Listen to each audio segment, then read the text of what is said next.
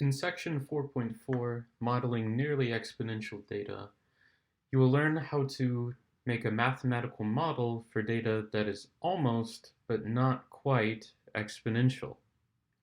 You should recall from the last section, 4.3, that we learned how to model data that was perfectly exponential. That is, it increased by a constant multiple. Let's take a look at an example of what you're going to do in this section. Here we're going to look at the population of the early United States as given in your textbook. On the first row of my table, you can see the date, and this is in years since 1800. That means 0 corresponds to 1800, and 30, for example, would correspond to 1830. In the bottom row, we have the population, and this will be given in millions. So this first two cells of data tells us that in 1800, the population of the United States was 5.31 million people.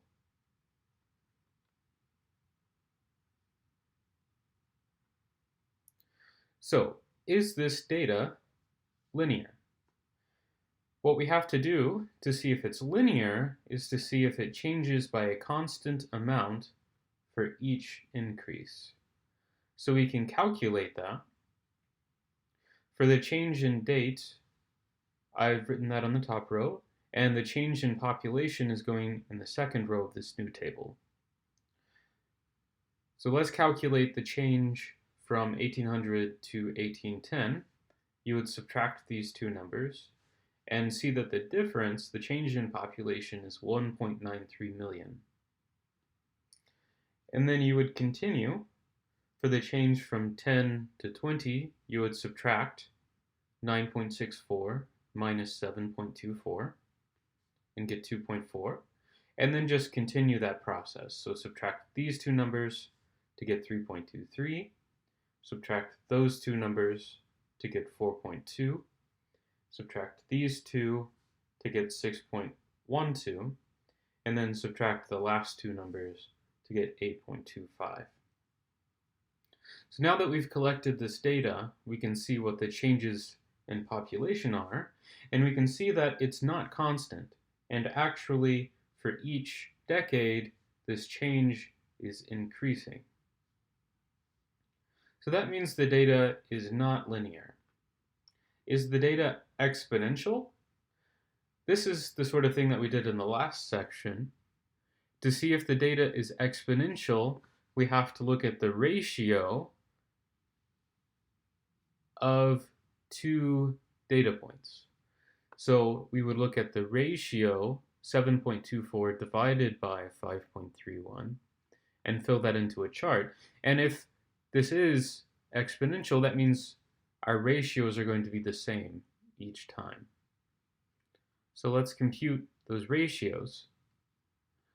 For the first one, we get 1.36, and then we could do 9.64 divided by 7.24 to get the next ratio. It's 1.33, and then you would just continue that process to get the other ratios. For 1820 to 1830, it's 1.34, and then 1.36, 1.36, and 1.36 again. So these ratios are almost constant. That means that the data is not exponential, but it is almost exponential. So what we're going to do in this section is learn how to approximate the data with an exponential model using a process called exponential regression. Exponential regression is a method similar to finding a least squares or regression line like we did in chapter 3, but now we're going to be doing it for exponential functions instead of linear functions. Now we're going to build our exponential model using exponential regression in Desmos.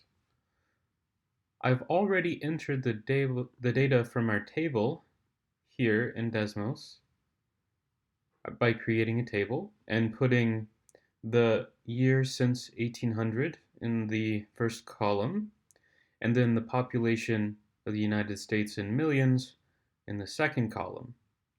And the way that we build our exponential regression model is very similar to the way that we build a linear regression model. So you'll start by typing y1, because y1 is the variable that corresponds to the second column here. And we want to think of the population of the United States as a function.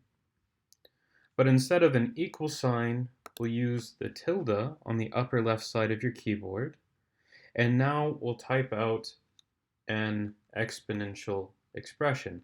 I'm going to type AB, A times B, and then the exponent is my variable. So I'll type in an x1, which corresponds to the first column of my table. So now we're looking at something that looks a bit like an exponential function. So I'm thinking of y1 as the value of the function, a as the initial value of the function, b is the base, and then x1 is the variable in the exponent. And now below where I've typed this expression, we can see the parameters a equals 5.27654, and b, the base, is 1.03013. And then over here on the right, on top of my data, we can see the exponential function has been graphed. You'll notice that the green dots, the dots that came from our data, are not perfectly on the exponential curve. So this one is pretty much on top of it, but you can see that this one is a little bit above, this one over here is a little bit below. So our exponential model approximates the data, but isn't perfectly fitted to the data. To finish our example of our model for the US population, I want to use the model to estimate the US population in the year 2010. And as a note here, the actual population of the US in 2010 was 308.75 million people, according to US Census data. So let's check what our model predicts.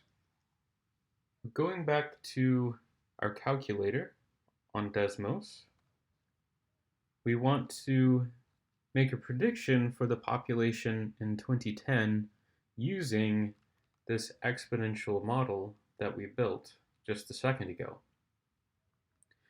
And we'll need these parameters, A and B, and then we'll need to decide what to plug in for 2010. And 2010 is 210 years after 1800, so that's what we're going to be plugging in to our exponent.